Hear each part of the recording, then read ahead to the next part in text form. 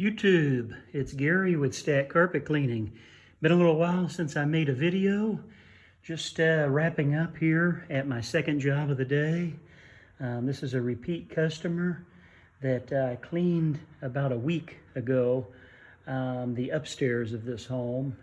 And anyway, for some reason I needed to walk down through the basement to get to my van, and noticed that the carpets were a little bit rough, but not horribly bad. They had a few spots here and there, and some high traffic areas. Anyway, after I finished up the job, I asked the customer, because they're selling this home, that's why everything's cleared out, and asked them if they would like for me to clean the downstairs for them. That I thought that I could do a pretty good job of improving the situation. And he told me that he hadn't planned on doing it, that he thought maybe they would just need to replace it. And I explained to him that Berber carpets are typically pretty resilient. If you put down some good pre-spray and give them a good scrub, that he might be surprised at how well they could look after a good cleaning.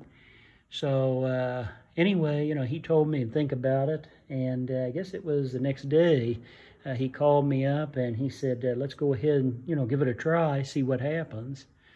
And anyway, as you all can see, they really turned out well, and I know he's going to be very happy with the results. There's still a little bit of wear on those high traffic areas that you can see a little bit. I don't know if you all can see that on the phone very well, but anyway, after the carpet's dry, that will blend in much better and won't stand out very much at all. And this will be nice and presentable for people who are coming to look at the home.